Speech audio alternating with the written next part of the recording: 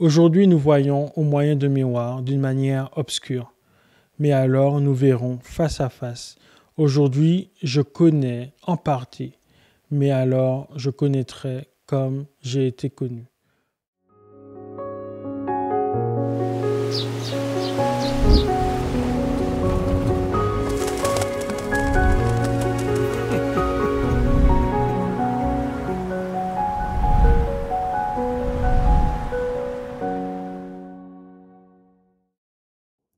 Quel est le but final de ce long voyage? Après avoir été formé de terre et d'eau, animé par le souffle et testé par le désert et restauré par l'or, alors où allons-nous? La Bible nous dit que la destination finale n'est pas un lieu, mais une relation. C'est l'aboutissement de toute espérance, la communion parfaite. L'apôtre Paul utilise une image simple et puissante, celle d'un miroir de son temps, un miroir en métal poli qui ne renvoyait pas un reflet parfait, mais plutôt un reflet sombre, flou et imprécis. C'est ainsi que nous voyons Dieu aujourd'hui, à travers la prière, la nature et les autres. Nous avons un reflet de sa beauté, un reflet de sa bonté, mais l'image n'est jamais parfaite et claire. La promesse ultime, c'est que ce miroir disparaîtra. Un jour, nous verrons Dieu face à face.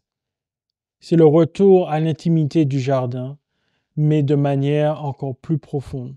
C'est le moment où tous les masques tombent, où la honte de l'écho s'éteint pour toujours et où nous pouvons nous tenir en pleine lumière de l'amour, sans plus rien avoir à cacher. Pensez au premier regard échangé entre un parent et son nouveau-né. Pendant 9 mois, la relation a été réelle mais indirecte. Une échographie qui était floue, un mouvement senti à travers la peau, mais au moment de la naissance, il y a ce premier contact visuel, ce premier face à face. Dans son regard, il y a la reconnaissance, un amour, une connexion qui dépasse tous les mots. C'est un moment de pure communion. Notre vie sur terre est cette grossesse spirituelle. Nous sentons la présence de Dieu. Nous voyons des images imparfaites de lui. La vie éternelle, c'est le moment de la naissance. Ce premier regard où nous le verrons enfin tel qu'il est et où nous nous découvrirons nous-mêmes pleinement connus et aimés de son regard. Le but de notre parcours n'est pas de devenir parfait sans cicatrices. Le but est d'apprendre à ne plus avoir peur, de montrer notre visage. Et la méditation d'aujourd'hui est simple.